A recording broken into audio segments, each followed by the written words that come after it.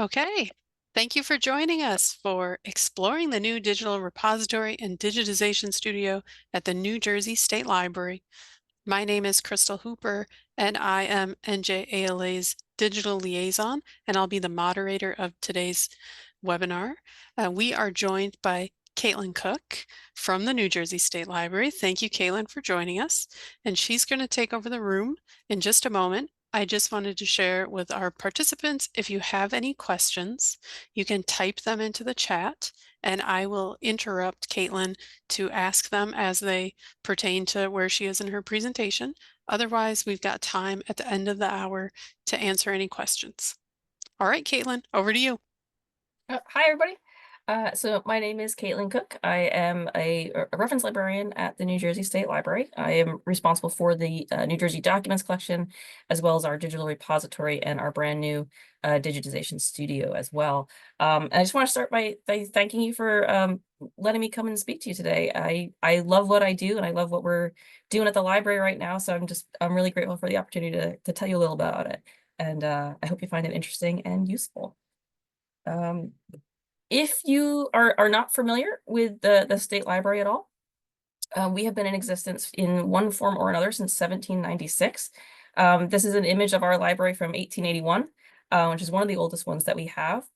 But we started off as the library for the state legislature. So we served legislators and the executive.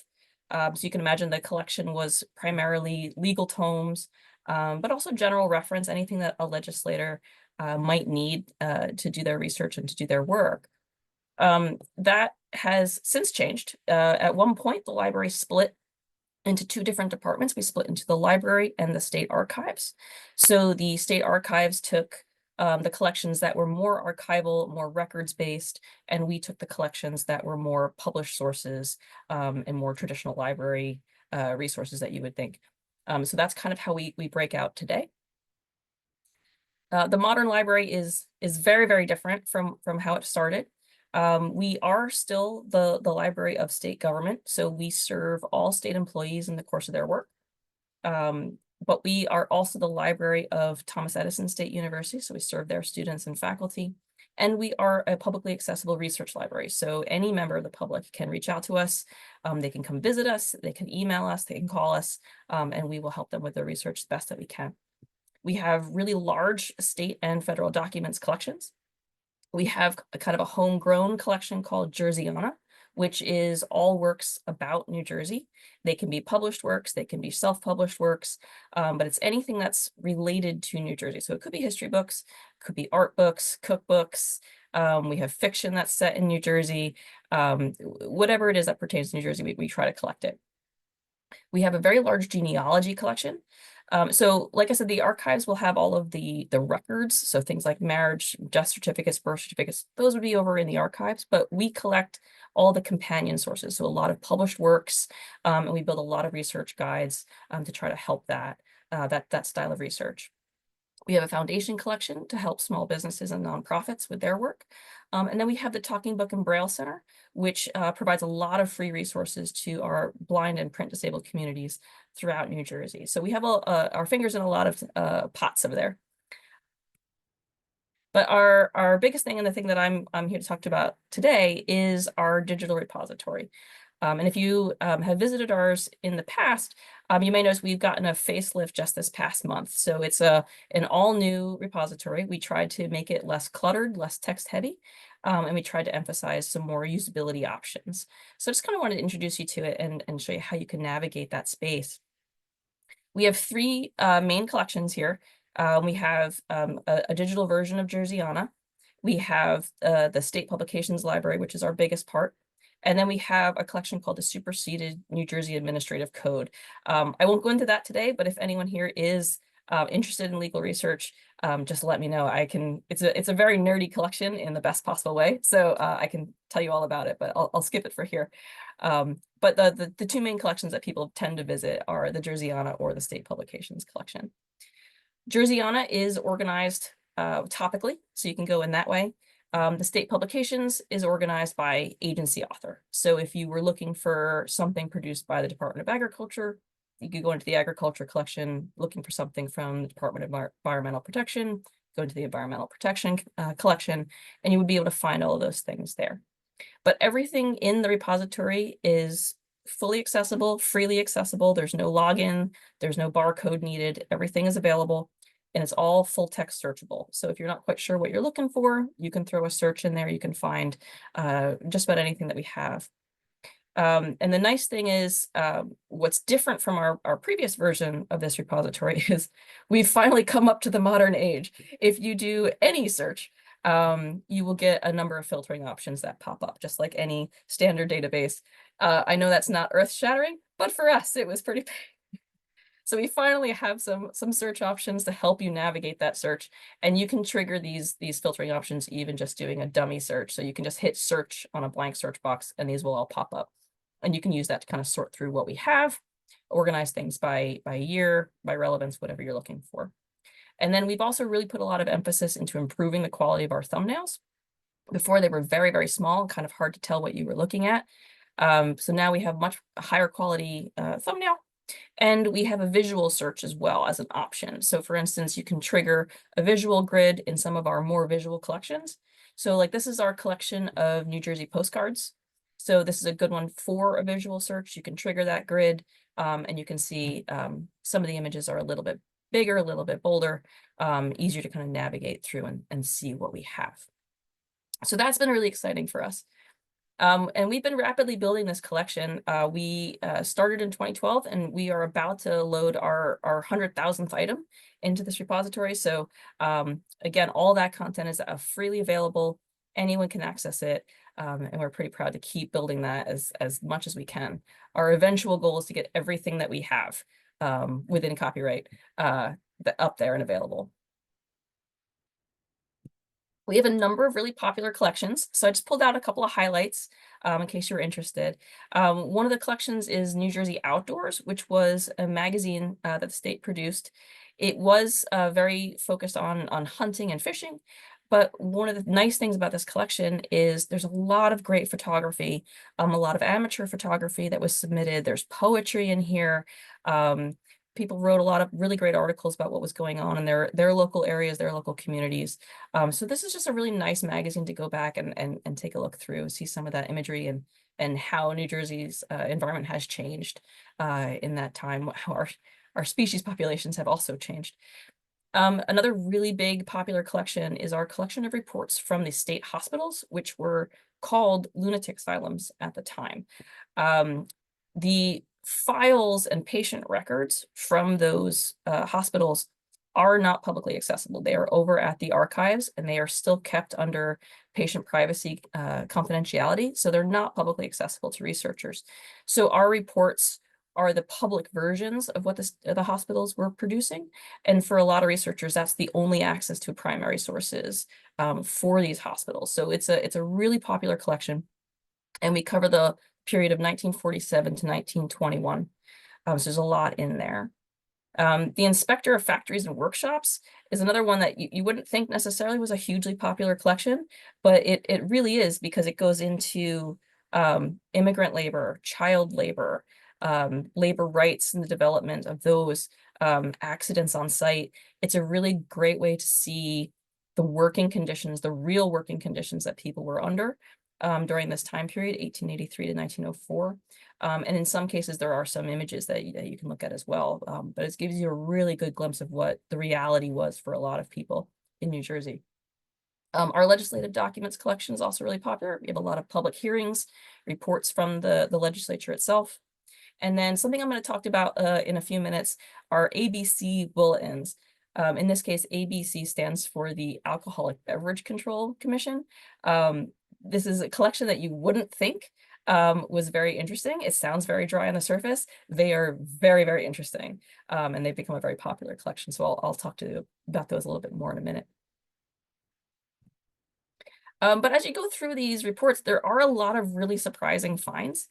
And these are the things that I love working with and I love trying to highlight and promote. So for example, this picture is a baseball team for the state hospital at Trenton. And so a lot of people come into reading those reports expecting them to be really dark and really disturbing. And I'm not going to sugarcoat. Some of them really are, especially some of the later reports. If you know any of the history of those hospitals, it gets dicey. But in some of the earlier reports, there's more emphasis placed on showing the community, showing the care. And so there's a series of reports where the hospital highlighted all of the community events that would happen within the library, the baseball team, the band, the plays that were put on, the patient museum that was built for the patients to visit. So there's a lot of really interesting things that you can find that you might not expect are in there. Another personal favorite of mine, I was sharing this with Crystal earlier. We have a book called The Noteworthy Trees of New Jersey.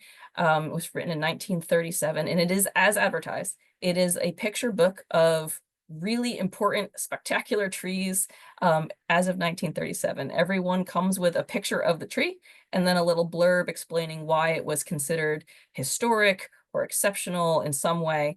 This particular one I pulled out because this is in Madison, and it was in the middle of a road, and it was considered such a spectacular tree that the township refused to cut it down to build a road. They built the road right around it.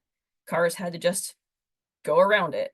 And my understanding is it was in place until the 90s when an accident brought it down, and that the Madison Public Library has a memorial to the tree with an actual piece of the tree in place. I was really hoping someone from that library would be here today to confirm for me if that's really true. But I just thought that this was just an interesting resource that you don't necessarily expect to find in here, and can give some really great community information. And this is what I was talking about earlier with those ABC bulletins, and I want to bring them up especially because it's Pride Month. We always knew that these were going to be an interesting collection because the Alcoholic Beverage Control Commission, and I'm talking about the historic version of the commission, not the modern one, because we actually worked with the modern agency to put all of these bulletins up and online. But the historic agency had a lot of power to determine the social mores of your community. They could dictate what was and was not allowed socially and morally within bars in your community. And one of the things that came from that is there was a very intentional, very aggressive harassment campaign against those folks who were queer or gender nonconforming. And we knew that these bulletins would give us some information about it. We weren't necessarily expecting to get as much detail as we got when we started digitizing and really looking through them. And because the agents would send undercover officers into bars to try to find people and try to catch them out as being queer or gender nonconforming, there's a lot of information here where they describe people, they quote people, and they give us some glimpses of what queer life was like at this period of time. So we put all of these up, we put them online. There's some of the few primary sources from the state that really kind of speak to queer life at this time. And what was really nice is once we got these up and online and made them much more publicly available, the Attorney General actually offered a formal apology to the community. But the other really nice thing about this is these bulletins were so detailed and so clear in a harassment campaign that it led to a Supreme Court case, the 111 Wine and Liquors versus the ABC, that changed the laws in New Jersey and made it so that queer and gender nonconforming people could go to bars openly. They could be there, and they were not going to be arrested. They were not going to be harassed. The bar was not going to be shut down. So it was a really landmark case, and it was 1967 when that happened. So it was actually before Stonewall. So that's a really important one. So I always like to draw attention to this collection. I'm very proud of it. But we do have a number of historic documents as well. A lot of our historic content statewide is in the archives, but we have some as well. So for example, this is one of the earliest documents that we have digitized. It's from 1738, and it was a speech from the governor, Lewis Morris, on the event of New Jersey being separated from New York. Up until this point, it was one province, New York and New Jersey. But as of this point, they became their own independent provinces. So this is a nice speech that we put up so anyone can read them. We do have an image collection. We try to get images of public libraries whenever anyone's able to send them to us. And we do have them in two different places. We have them in a collection just of images of public libraries, and we have a separate collection of postcards that has some as well. So this one is a bookmobile from Middletown in 1938 in our image collection, and a postcard of the Hoboken Public Library. We don't have a date on this particular one, but I just thought it was a great image. And I mentioned to Crystal, this is one I threw in for her. This is the North Plainfield Public Library's reading room, 1952. And down below is my childhood library, Point Pleasant Beach. Again, undated, but sometimes you can just have fun going through these and taking a look at how things were and how much has shockingly remained the same, even almost over 100 years later. Okay, but so with that, I was going to tell you a little bit about our digitization program as well. So what a lot of people don't know about our library is that we have a legal mandate to collect, preserve, and make accessible New Jersey's state documents. And that meant one thing: when an agency would produce a print report, send us a couple copies, we put it on the shelf, and that was considered accessible. Everything was great. Obviously, that started to change in the 90s when the government started to produce more electronic documents. We had to have a conversation about how we were going to produce documents, preserve them, share them if they were born digital. But the wonderful thing is it led to a much more holistic conversation about how we saw accessibility in general. How are we going to get our print documents out there? And was having a document on the shelf considered accessibility anymore? So we started to think that expecting people to come to our library was a barrier. Expecting people to be able to come to our library on a weekday during working hours is a huge barrier. Expecting someone to be able to physically hold a book and read it as it is, again, another barrier. So we very intentionally started our program with the goal of getting as much of our physical content available to the public in addition to just the born digital items. And that remains our goal to this day. My predecessor started our program in 2012. She had just a couple of flatbed scanners to get started. And we adopted DSpace, which is an open source repository that we still use today, as our method of getting it out and available to the public. So what we do today, flash forward, we have now kind of crafted out or carved out a space in our library where we can have a dedicated light controlled environment where we can do our digitization. We've upgraded that DSpace to the newest version, which is 7, which is that more user-friendly version. And we've invested in our equipment. So we do still use Fujitsu scanners so that we do get a lot of content digitized that way, especially with state documents being very text-heavy, plain documents. We can get a lot of content done that way. But there was a lot of content that we knew we couldn't handle with just the scanners. So we have invested in a pair of mirrorless cameras, which we can set up on a copy stand and digitize some things that way. We have purchased what's called, it's a company called Image Access, but it's a Bookeye scanner. So it's a big scanner that we can put on movable plates. We don't have to worry about the condition of the book, and it'll do a flat scan for us. And then our big ticket item, we have from a company called Digital Transitions, we have their Versa system, which is a 150 megapixel camera above a copy stand with conservation glass and pneumatically controlled plates. So we can scan or capture images of just about anything in our library now. And that's going to open up a whole new world for us. So I'm going to show you some images. And just as a quick note, I do want to apologize. Our library shut down a little while ago due to a building issue. We thought it would be a quick fix. Flash forward, it's been about a month, and we are still not back in our building. So I wasn't able to get some of the better images of the studio as it currently is that I was hoping to put into this presentation. I kind of have to use the ones that I had here at home. So I apologize. It's not exactly what it looks like right now, but these are images I used early on to give my boss a sense of scale and space. So I hope it at least gives you an idea of what we're doing, but I apologize for that.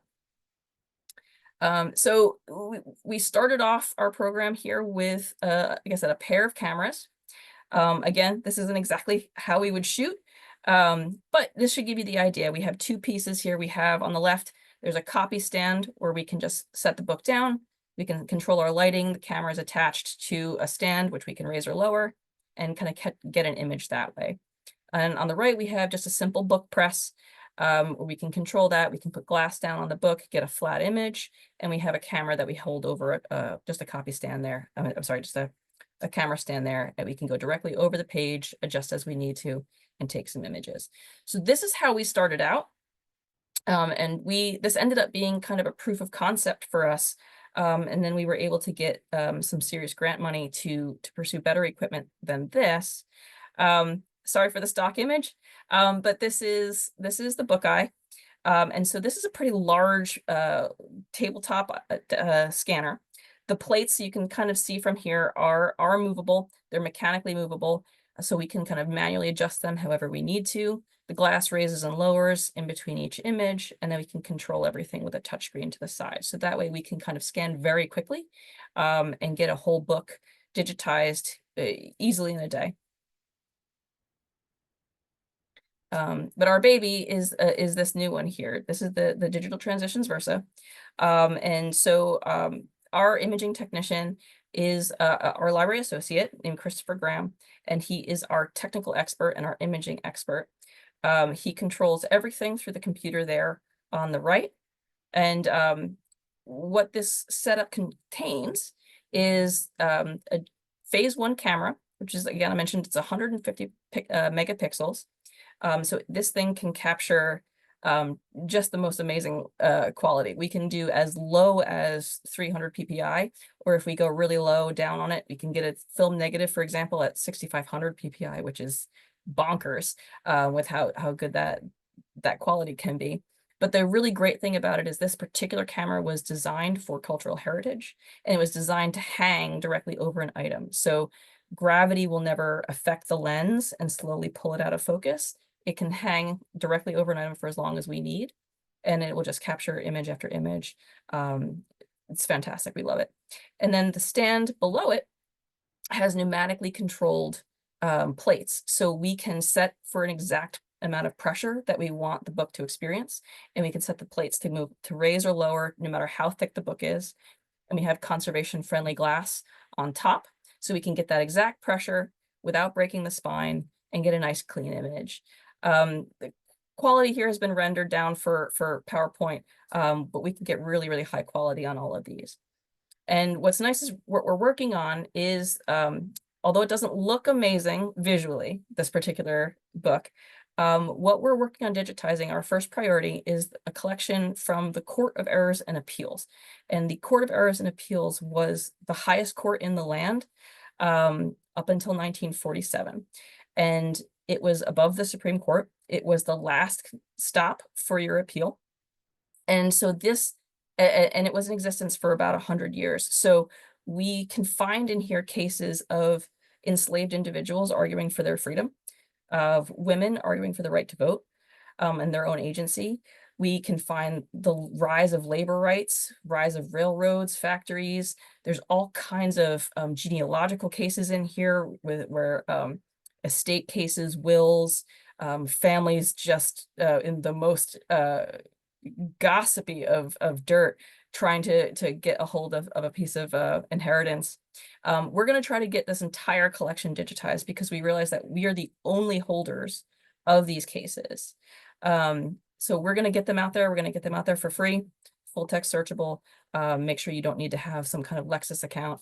And it's also nice because unlike something like Lexis, this is the full case. So you get documents, you get exhibits, and you get images. There's a lot of amazing stuff in here. So we're going to put this out in the next year or two. Our digitization is a really technical process. Chris and I had to go to first photography class and then a certification program for the equipment itself. But because it is so technical, we can really fine tune our detail, get everything calibrated, everything exact, so we can create digital surrogates of our documents, not just a scan, but a true copy that would be good enough to substitute for holding the item in your hand. And so we are experimenting with a lot of things. in creating digital surrogates. So for example, this is a book, one of my all-time favorite books in the library. This is a printing of the laws of New Jersey from January of 1776. So it's a very interesting point in time to have an image of those laws. And the camera will let us go in. It can go into much more detail than this, but it allows you to find hidden details that are difficult to spot even with the naked eye. It allows you to get in, even see the grain of leather. So we'll be able to produce these for the public and let everyone really go in and do whatever kind of research they want with these books. And the other nice thing is you can see how the image is, it kind of has a dark border around the pages. In the past with our equipment, a researcher may have rightly asked us if that was a bad scan or bad lighting condition. And with this equipment and these digital surrogates, we can assure them, no, this is an exact look of what the book looks like. These stains are there. Everything you're seeing is exactly as you would see it if you had it in your hands. Same thing, you can zoom in on handwriting, you can find different fonts, different inks, and you can kind of at least try to make judgments about when different people were writing in the margins of books.